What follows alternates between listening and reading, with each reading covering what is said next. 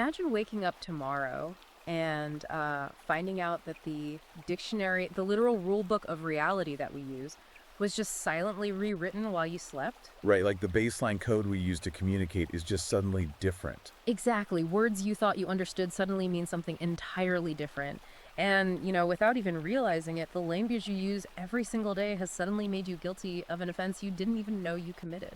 It's a pretty terrifying concept to wake up to. It really is. So, welcome back to the deep dive. We are thrilled to have you with us again today. Absolutely. But before we even get started, do us a massive favor. Please hit that like and subscribe button wherever you're listening right now. It really, really helps us keep bringing you these extensive breakdowns. Yeah, it's honestly the best way to ensure we can keep doing this kind of, deep analytical work for you. Exactly. And today's deep dive requires some serious analytical work.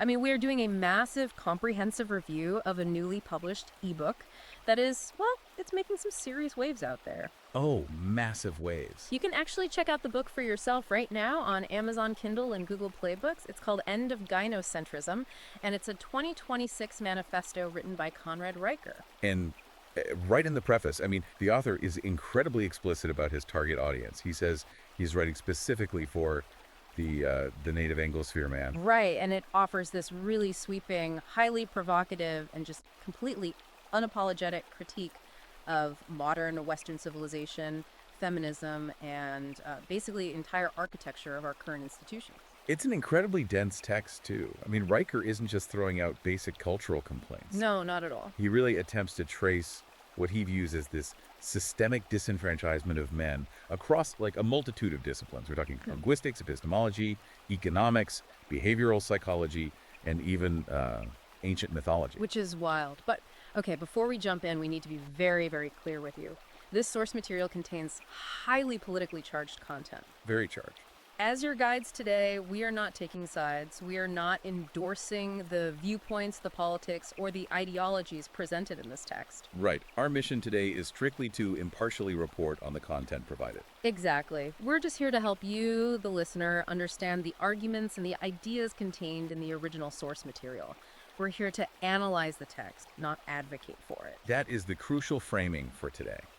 Our job is to just map out the architecture of Riker's argument, show you how he builds his case brick by brick so you can evaluate the structure for yourself. Okay, so let's unpack this. Our mission today is to trace Riker's core argument from its absolute foundation.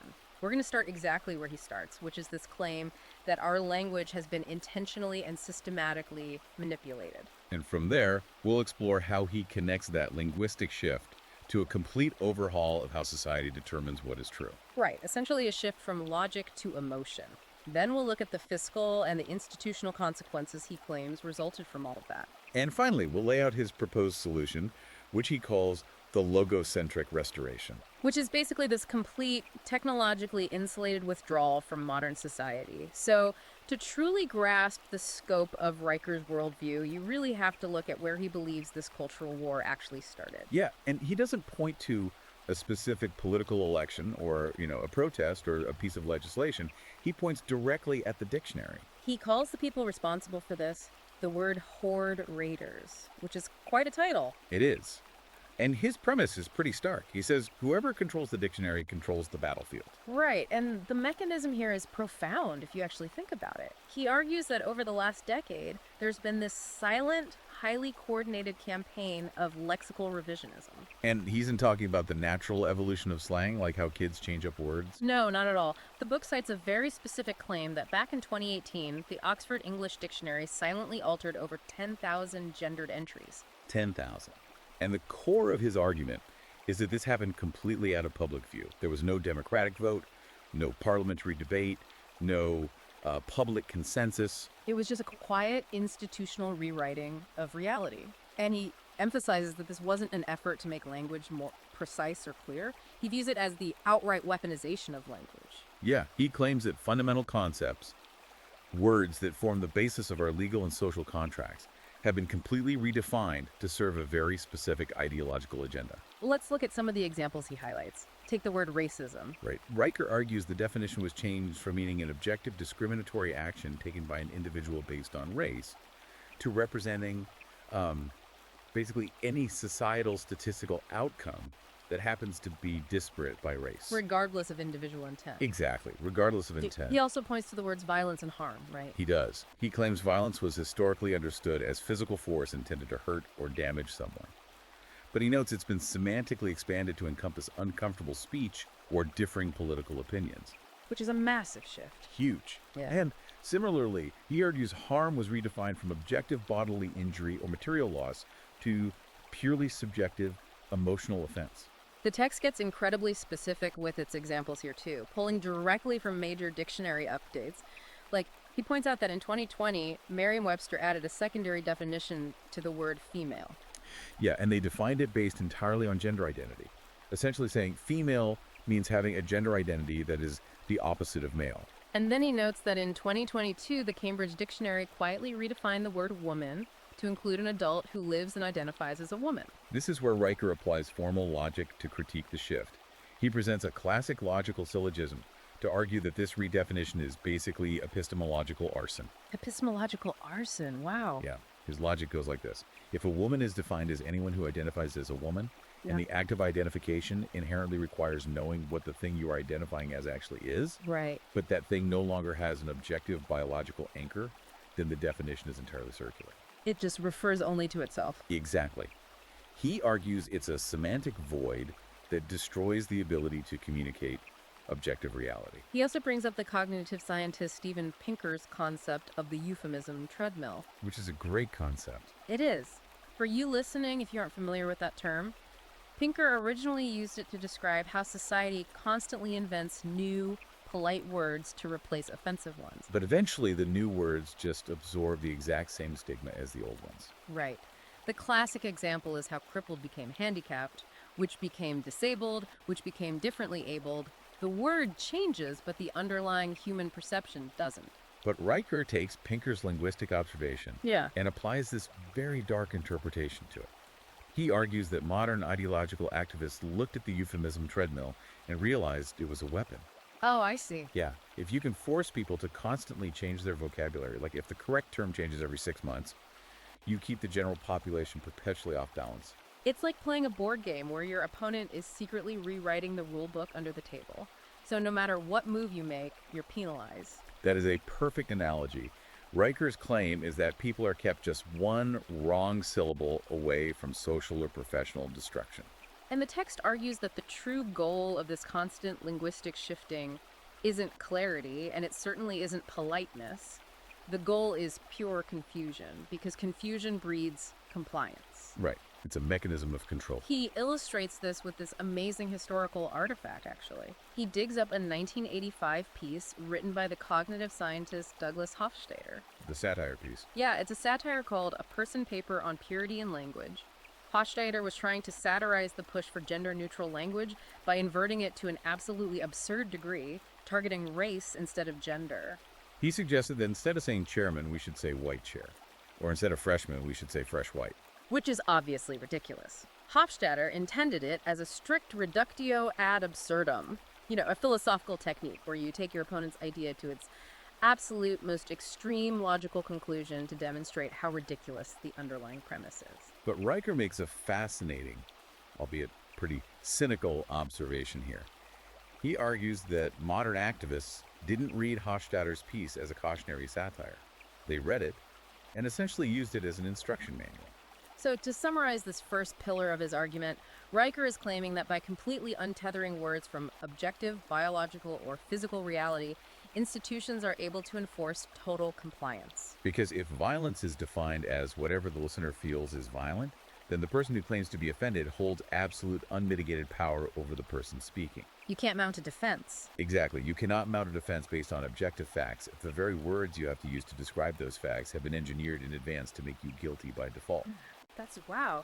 So if you successfully untether words from their objective meaning, the next logical domino to fall is how a society determines truth itself. Right. If language is subjective, reality becomes subjective. Which transitions us directly into what Riker calls the Schopenhauer protocol and his really aggressive critique of modern epistemology. Let's define epistemology quickly for the listener. It's the branch of philosophy concerned with knowledge. How we know what we know and how we distinguish truth from falsehood.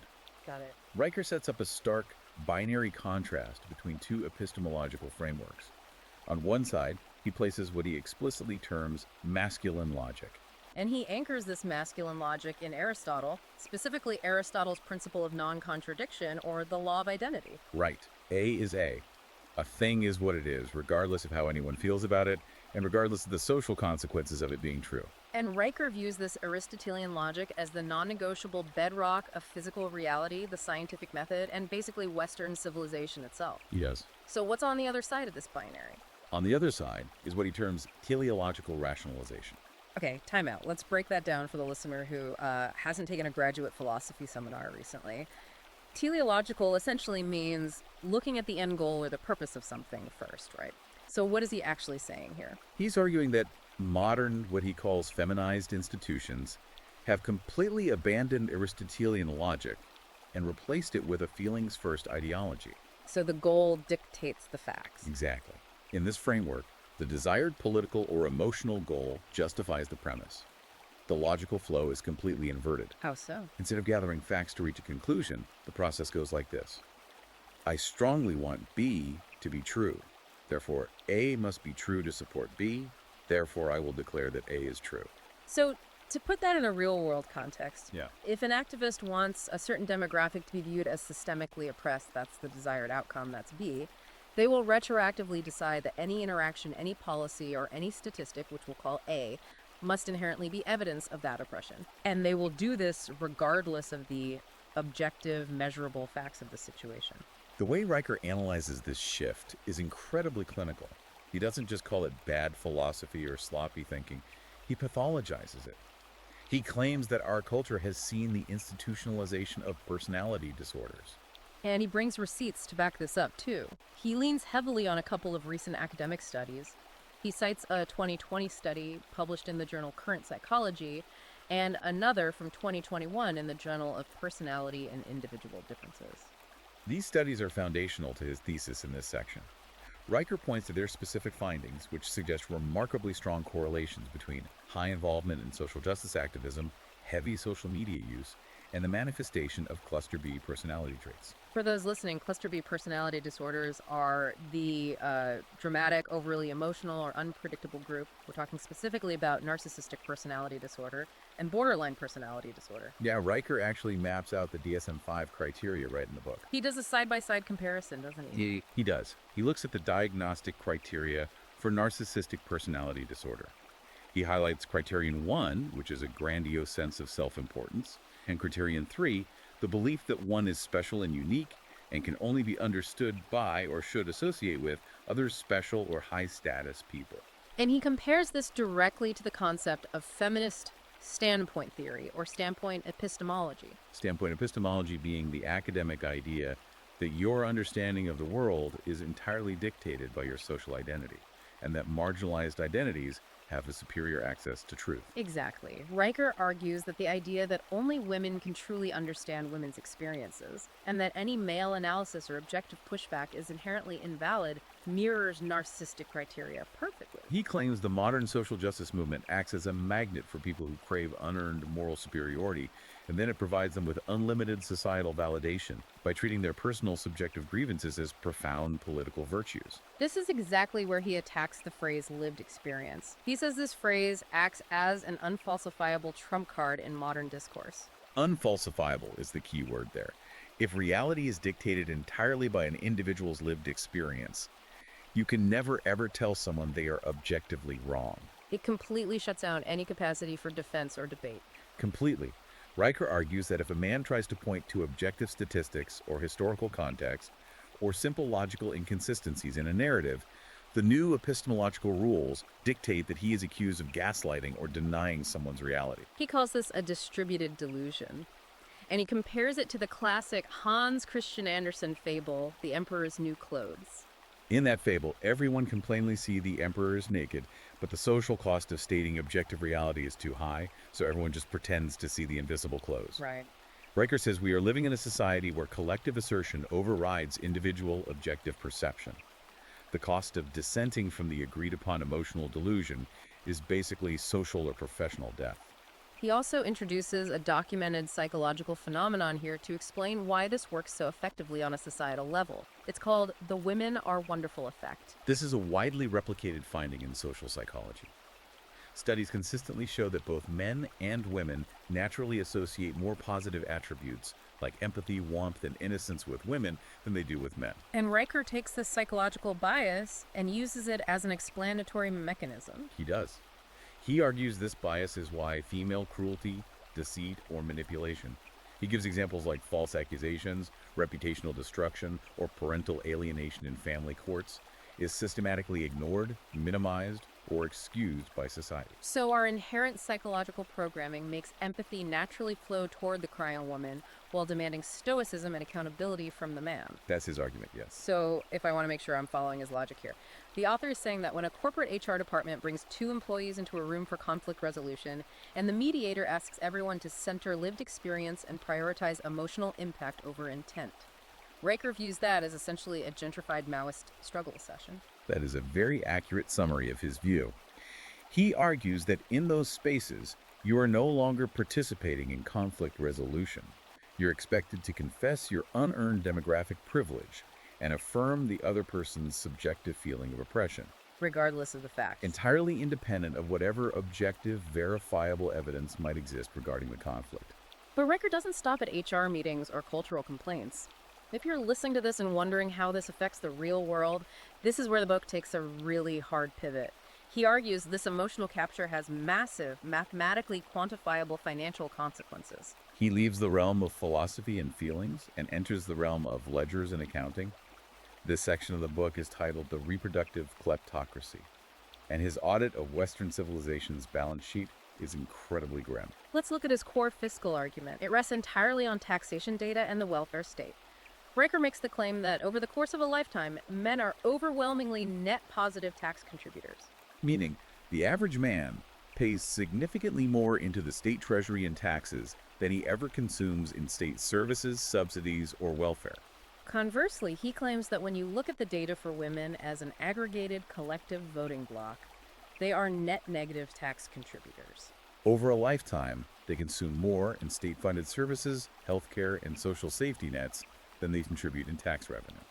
He builds a very rigid mathematical and historical syllogism around this disparity, focusing heavily on the concept of universal suffrage. He takes the reader back to the founding of the United States. He points to James Madison's famous warning in Federalist Number 10. The tyranny of the majority. Exactly.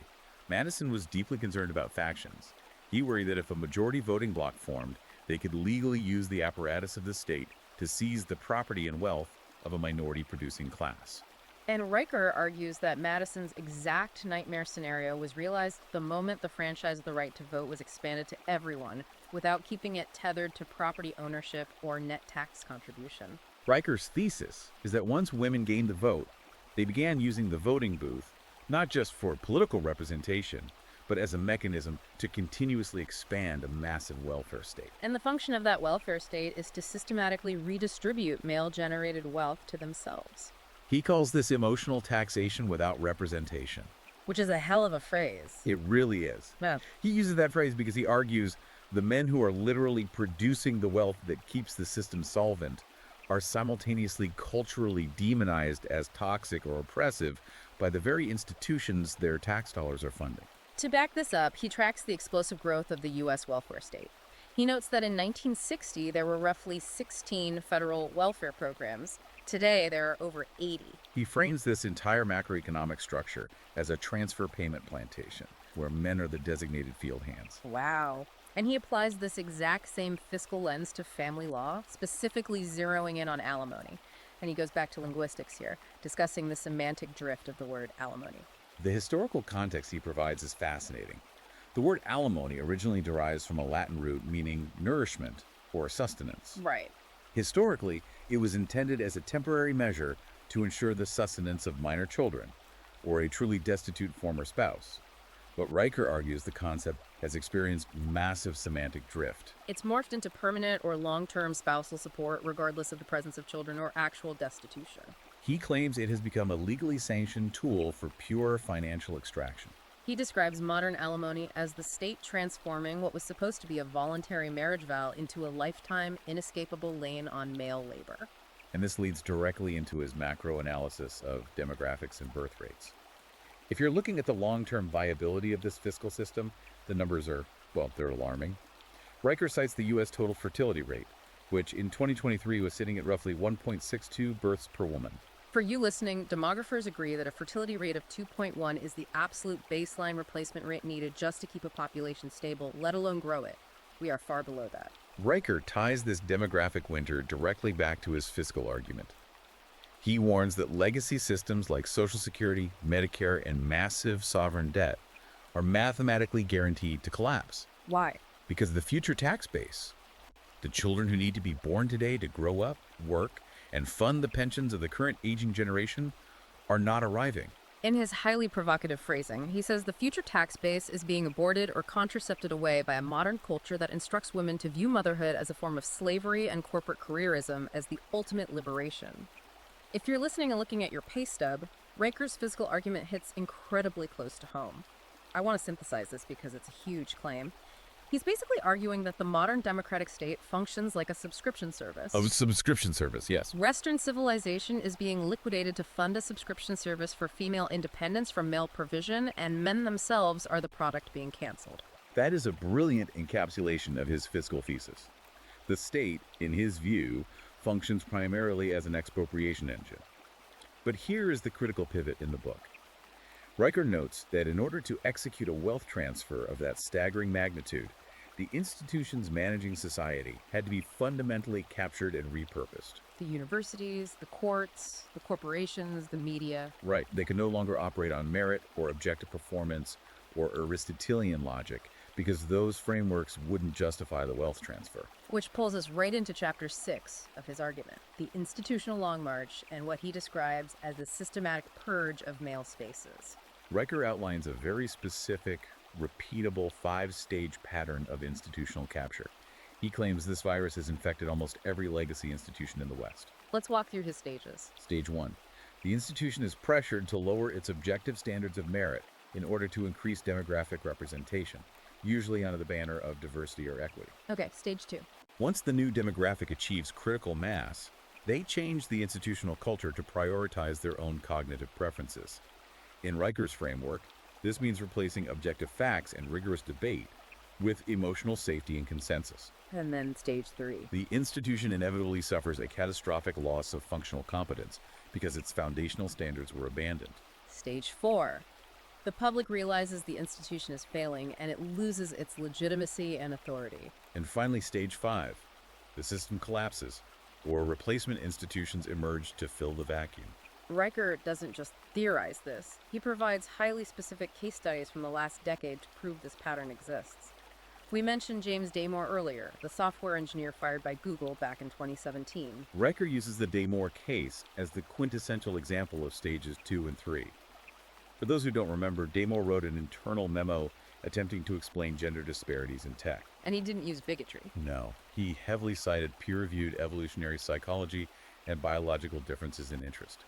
He was attempting to use logic, data, and objective analysis. But Google's institutional culture had already shifted entirely to emotional reasoning. Damore wasn't fired because his scientific citations were proven mathematically or biologically false. He was fired because the act of sharing that data was deemed harmful to the emotional safety and subjective well-being of female employees. The institution prioritized feelings over empirical reality. Exactly. Riker also looks at higher education, contrasting 2 major university scandals from the 2010s to demonstrate the massive asymmetry in how institutions apply justice. He looks at the 2015 Yale Winergate incident and compares it directly to the Columbia University mattress protests. This is a duck-dating comparison in the text. Let's look at the mechanisms of both. At Yale, a group of male students hung a deeply offensive, crude frat boy banner outside a female student's window. It was bad behavior. It was, but the university reacted with overwhelming immediate force, expelling the students within weeks. Now contrast that with Columbia University. A female student, Emma Sulkovich, carried a mattress around campus for an entire year. She was publicly and explicitly accusing a specific male student of rape. This was despite the fact that the male student had been cleared by the university's own Title MyX investigation, cleared by local police, and lacked any semblance of due process. How did Columbia's administration react? They allowed it.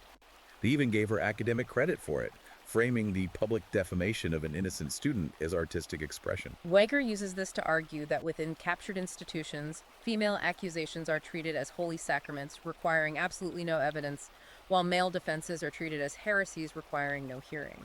He extends his critique to the scientific and medical communities, taking direct aim at the American Psychological Association. He extensively references their 2019 guidelines on psychological practice with boys and men. He views those APA guidelines as the ultimate proof that even hard sciences have been ideologically captured. Riker points out that the APA guidelines explicitly pathologize traditional masculinity.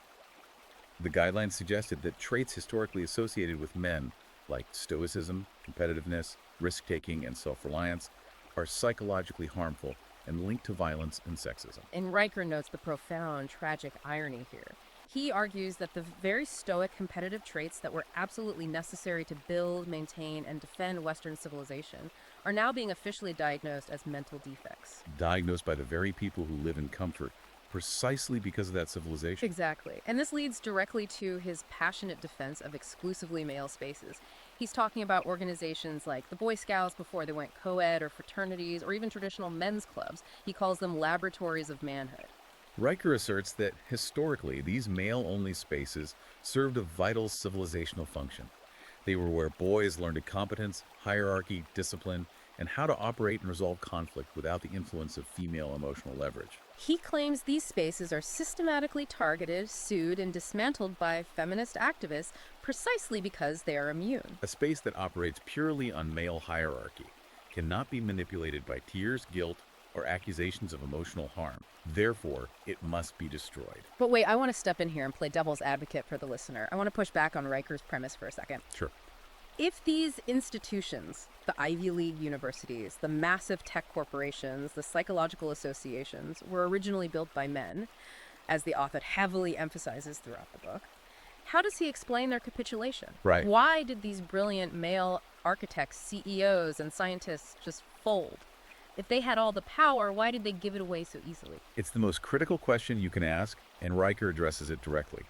He attributes this collapse to a deep-seated psychological vulnerability inherent in men. A vulnerability. He argues that men have been socially and perhaps biologically conditioned for centuries to protect women, to provision for them, and to immediately absorb and attempt to alleviate female distress.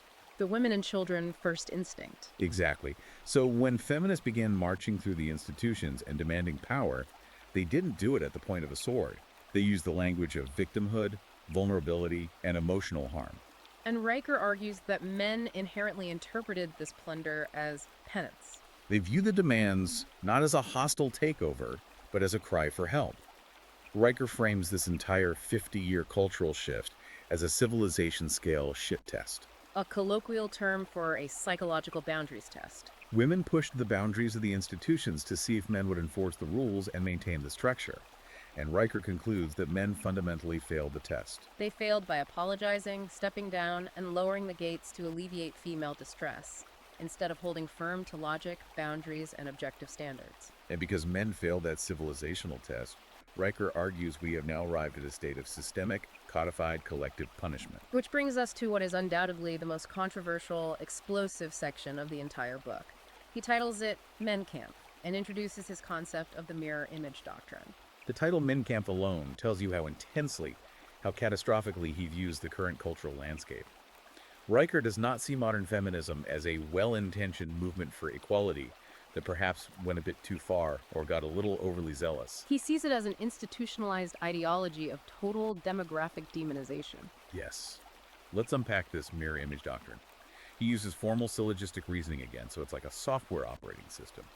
Feminism historically claimed to be uninstalling the patriarchy OS, which was characterized by collective guilt and biological determinism. But Riker is saying they actually kept the exact same malicious code, they just swapped the user profiles. Men are now the default error message. That's a very precise way to understand it. Riker asks the reader to look at the core tenets of historical patriarchy that early feminism originally rebelled against. The idea that one sex has inherent, unchangeable traits that justify their subordination. The idea of strict biological determinism and the concept of collective guilt based simply on your gender. Riker argues that modern feminism has taken that exact same architecture, flipped the target demographic, and instantiated the precise logic it claimed to be fighting. He says it is misandry codified into a state catechism. To prove this mechanism in action, he dives deep into the legal system and domestic violence frameworks. He specifically targets something called the Duluth model. For listeners who don't work in social services or law enforcement, this is huge. The Duluth model is absolutely central to his argument about how this ideology became law. The model was created by Ellen Pence and Michael Paymar in 1981 in Duluth, Minnesota. And to this day, it remains the primary dominant framework used by law enforcement, courts, and intervention programs across the West to handle domestic violence. And Riker attacks the foundational premise of how it was created. He quotes Ellen Pence directly from her own writings, where she admitted that they were actively looking for a political framework to understand domestic violence rather than a purely psychological or empirical one. So what did they do? Riker argues they simply took Marxist class struggle theory, opened a word processor, and did a find and replace. They swapped the word capitalists for men and the word workers for women. And then disguised this political ideology as objective social science. Exactly. So under the Duluth model, the inherent assumption the state makes is that the man is always the oppressor, using violence to maintain patriarchal control and privilege, and the woman is always the victim reacting to that oppression. Let's walk through how this works practically. If police are called to a domestic dispute, the Duluth model heavily influences the primary aggressor laws, which often result in the man being arrested regardless of the specific physical evidence. Riker points out that this completely criminalizes male biology and male existence. If a man is ordered by a court into a batterer intervention program based on the Duluth model, those programs do not treat an individual behavioral problem, like anger management or substance abuse. No, they demand the man confess to systemic patriarchal privilege. He must admit his violence stems from a desire to control women as a class. But Riker doesn't just critique the philosophy of the model. He claims empirical data completely contradicts it, specifically pointing to the 1980 National Family Violence Survey, conducted by researchers Murray Strauss and Richard Gels. This is a crucial piece of evidence for Riker. Strauss and Gels conducted massive, rigorous, nationally representative surveys on family violence. What they found completely shattered the Duluth narrative. They found that women initiate physical assault against their partners at equal, or in some specific metrics, even higher rates than men. They found domestic violence is largely bidirectional, a toxic dynamic between two individuals, not a one-way street of patriarchal control. And Riker claims this study was ruthlessly, systematically suppressed. Yes, because that data completely contradicted the Marxist oppressed framework of the Duluth model, Riker argues it was buried. He details how Strauss and other researchers who dared to cite empirical data showing female violence were professionally targeted, denied funding, and ostracized from the sociological community. Truth was sacrificed to maintain the ideological narrative. He also uses the architecture of high-profile false accusations to prove his point about collective guilt.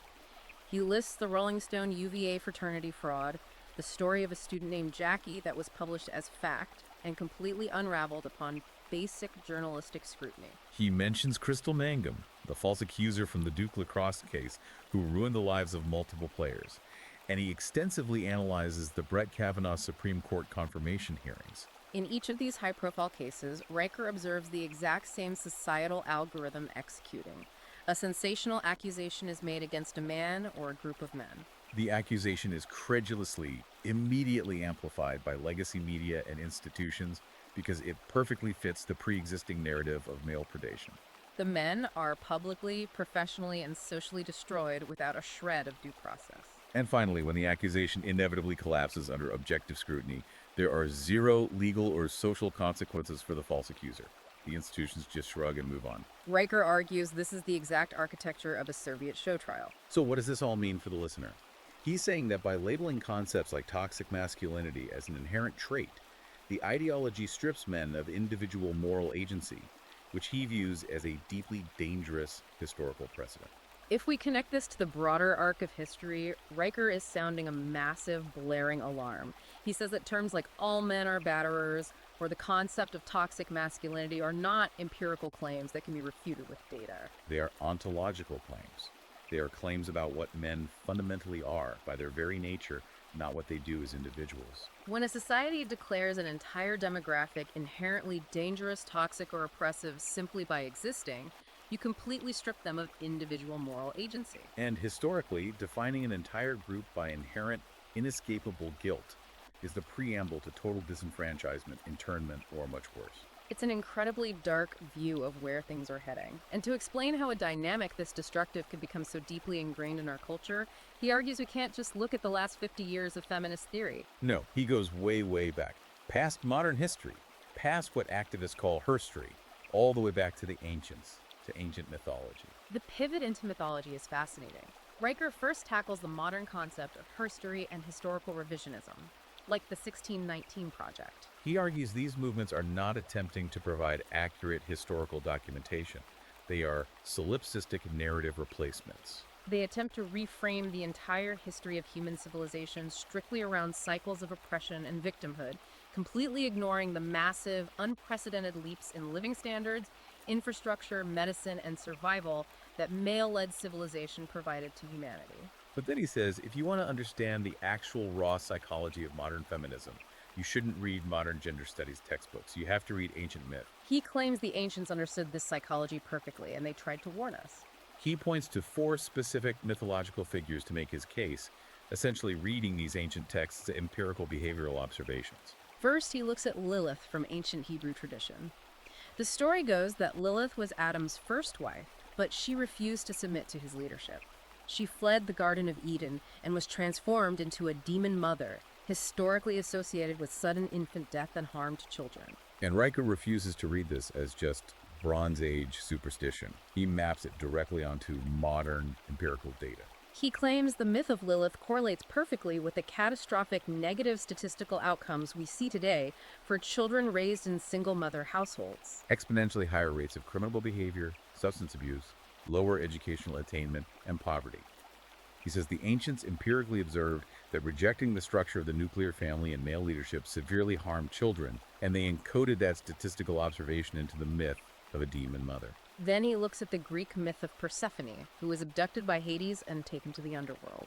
But the crucial defining detail Riker highlights is that Persephone chose to eat the pomegranate seeds while in the underworld, knowing full well that eating the food of the dead would bind her to Hades permanently. He sees this as the ancient, perfect template for modern complicity in one's own victimization. He compares Persephone to people today who loudly claim they are imprisoned and oppressed by the patriarchy while simultaneously eagerly consuming all the resources, safety, technological comforts, and dependencies that bind them to that very system. He does a similar decoding of Medusa.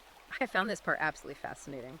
Most people think of Medusa as just a monster who turns people to stone, eventually defeated by the male hero Perseus. But Riker focuses on the Roman poet Ovid's origin story for Medusa, framing it as the original ancient #MeToo template. In Ovid's telling of the myth, Medusa is a beautiful priestess serving in the temple of the goddess Athena.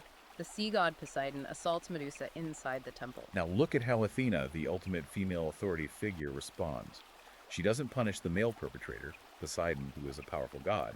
She punishes the female victim, Medusa. Athena transforms Medusa into a hideous monster whose very gaze turns men to stone and banishes her. And Riker connects this to modern institutional behavior. He says this perfectly mirrors the dynamic of modern campus Title IX tribunals or corporate HR departments. Female administrators, acting as Athena, destroy the lives of male students or employees on mere accusation to protect the reputation of the institution. They create a monstrous, paranoid environment, turning men to stone, making them afraid to interact or mentor women. Meanwhile, actual powerful predators are often ignored or protected by those same institutions. It's a profound story of female institutional authority destroying vulnerability and blaming masculinity for the fallout. He also briefly mentions the Celtic goddess Morrigan, a deity of war and fate who appeared as a crow to feed on the carnage of battlefields. He likens her to the modern outrage industry, the media conglomerates, the activist influencers, the diversity consultants who constantly feed on destroyed reputations, shattered careers, and cultural division. It's like he's reading ancient Greek, Hebrew, and Celtic mythology as a modern psychological diagnostic manual. He's saying these aren't just spooky stories. They are empirical, cross-cultural observations encoded by our ancestors about what he controversially terms the satanic feminine archetype. It's a very heavy, inflammatory term. But he explains he means it functionally, not necessarily in a literal supernatural sense. He views this archetype as a solipsistic, chaotic drive that prioritizes subjective, momentary feeling over objective reality and long-term structure, even if that prioritization leads to total civilizational collapse. And because Riker believes this archetype has completely, irreversibly corrupted our current legacy systems, his ultimate solution is not reform. He doesn't think you can vote your way out of this. No. He believes the institutions are pathologically irredeemable. You cannot reform a system that has abandoned logic. Therefore, his conclusion is total, unapologetic secession. This brings us to the climax of the manifesto, Chapter 15, the logocentric restoration, and Chapter 16, the 1,000-year masculine dawn. This is where he outlines the actionable core of the book, the Schopenhauer Protocol. Riker insists that men must wake up to the reality that they cannot argue with emotional chaos using logic alone. Logic will not persuade an institution that is emotionally captured. Logic only serves to shield your own mind from the gaslighting. In a rigged game, the only winning move is to stop playing. Men must withdraw their consent, their labor, their tax dollars, and their intellectual resources from captured legacy institutions. They must build what he calls the New Jerusalem, or high-tech feudalism. And he isn't just speaking theoretically here. He gives incredibly actionable, step-by-step examples for how this parallel society is already being built right now. Let's start with the most important part, the money. Financial secession via Bitcoin and cryptocurrency. Explain the mechanism here. Why does crypto matter in a cultural war? Riker views cryptography as the ultimate impenetrable defense against the gynocentric state. Why? Let's look at how the modern state exercises power. The feminist welfare state funds itself through three main avenues: fiat inflation, taxation, and family court asset transfers. All three of these mechanisms require a centralized banking system where a judge or an administrator can simply order your bank to freeze your assets or garnish your wages. Gitcoin changes the physics of money. A blockchain is entirely indifferent to tears, outrage, or court orders. A smart contract executes based purely on code and mathematics, not on someone's lived experience or emotional testimony. Riker points out a beautiful reality for his thesis. You cannot complain to a corporate HR department to reverse a Bitcoin transaction. You cannot shame a decentralized network into complying with a political agenda. Crypto removes the fundamental vulnerability to emotional pressure campaigns and state seizure. He points out that this theory was actually proven a few years ago. Between 2017 and 2019, centralized platforms like Patreon, PayPal, and Stripe were mass deplatforming creators for wrongthink. He specifically mentions the Honey Badgers podcast. They were a men's rights group that was banned from Patreon because activists complained. But they survived and actually thrived by transitioning entirely to crypto donations. It was the absolute proof of concept that parallel, censorship-resistant financial systems work. He extends this exact same logic to media secession.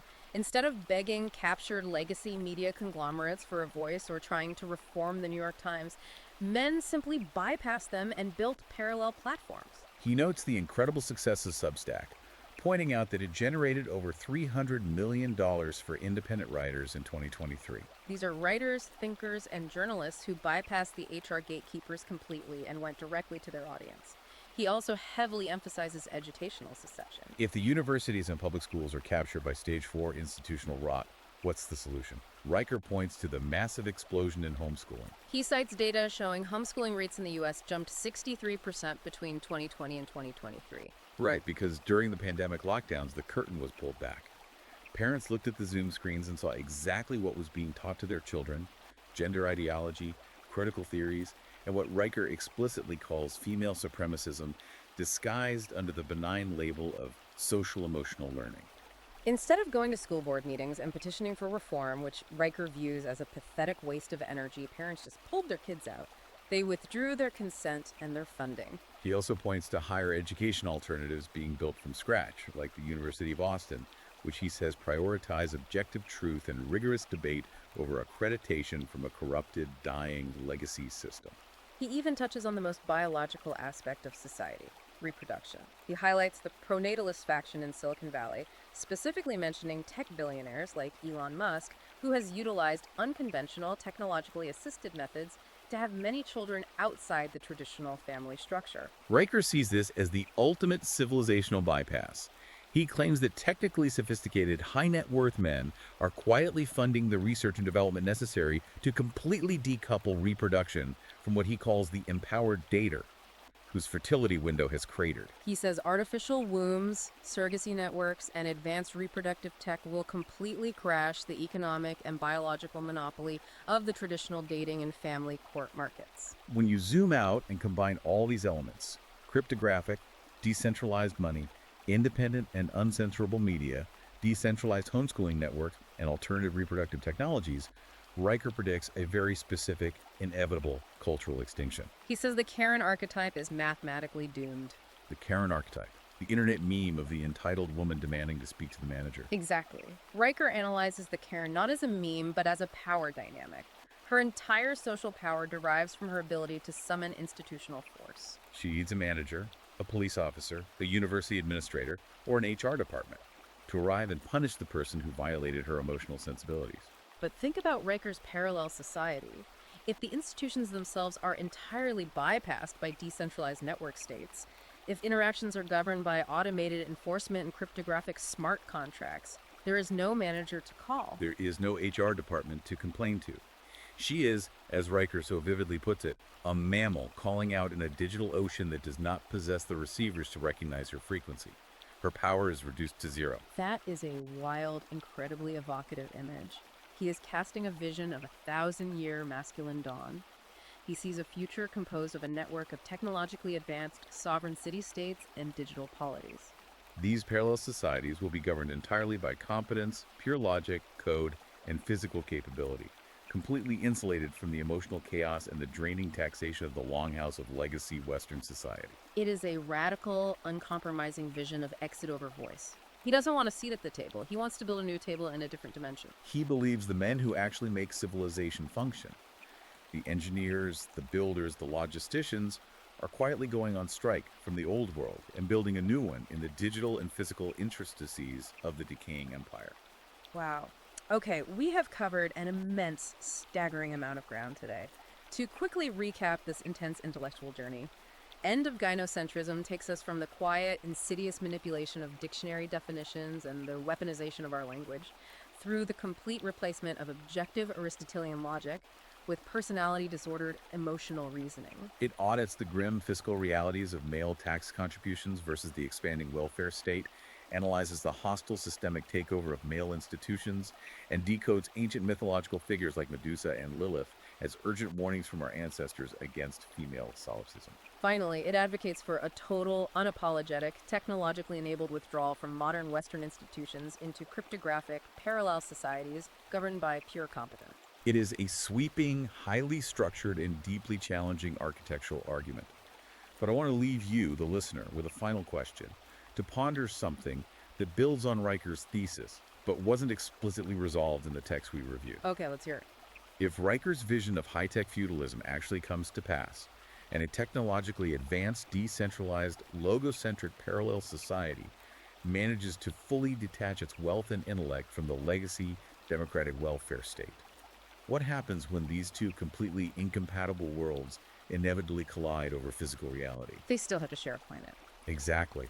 What happens with the dispute isn't over words or HR policies, but over physical resources like arable land, energy grids, and water infrastructure. Can a digital secession ever truly permanently escape physical geography? That is a heavy, incredibly provocative thought to chew on. Can you ever really untether from the physical ground you stand on, no matter how good your cryptography is? It's the ultimate question. We want to remind you, once again, to please like and subscribe to the podcast so you never miss one of these deep, comprehensive breakdowns.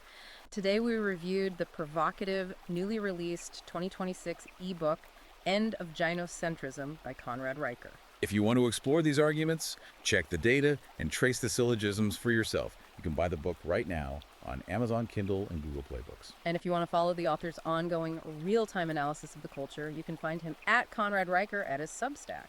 Thank you for joining us on this incredibly deep dive. Until next time, keep questioning the premises of the world around you. We'll see you on the next deep dive.